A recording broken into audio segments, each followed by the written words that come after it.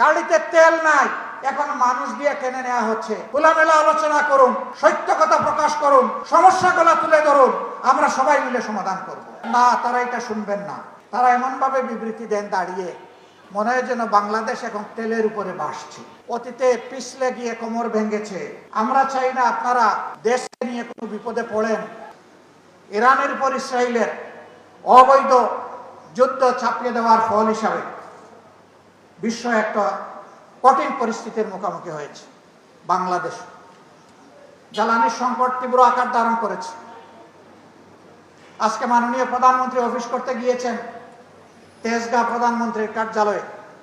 যাওয়ার সময় নিশ্চয়ই তিনি দেখেছেন কিলোমিটারের পর কিলোমিটার একটা গাড়ির পিছনে আরেকটা গাড়ি, একটা মোটরসাইকেলের পাশে গেছে আরেকটা মোটরসাইকেল, হাজারো গাড়ি হাজারো মোটরসাইকেলের মিছিল তিনি দেখেছেন।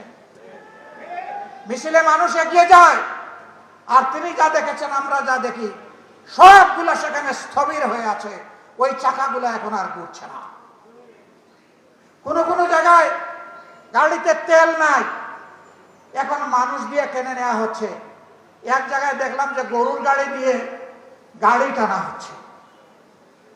অথচ আমরা যখন জাতীয় সংসদে এই বিষয়টা জানতে চেয়েছি এবং বলেছি যে এটা তো বর্তমান সরকারের সৃষ্ট কোনো সমস্যা নয়, এটা বিশ্বব্যাপী একটা সমস্যা। আমরাও এই সমস্যার নিরসনে অবদান রাখতে চাই।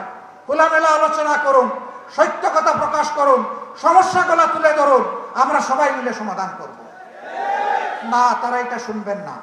তারা এমন ভাবে বিবৃতি দেন দাঁড়িয়ে, মনে হয় যেন বাংলাদেশ এখন তেলের উপরে ভাসছে। বাংলাদেশ ভাসছে না। কিছু লোক যারা বিভিন্ন যুগে এবং এখনো সরকারকে তেল মারে, তারাই আসলে তেলের সংকটটা দেখতে দিচ্ছে না। মনে রাখবেন, এই তেলে অনেকেই অতীতে পিছলে গিয়ে কোমর ভেঙেছে। আমরা চাই না আপনারা দেশকে নিয়ে কোনো বিপদে পড়েন, কারণ দেশের মানুষের কষ্ট আমাদের সবার কষ্ট। আমরা এটার আশু সমাধান চাই। আমরা চাই বহুদলীয় ডায়লগ হোক, বসেন, খোলা মনে বসেন, আমরা সবাই মিলে সহযোগিতা করব, রাস্তা সবাই মিলে বের করব।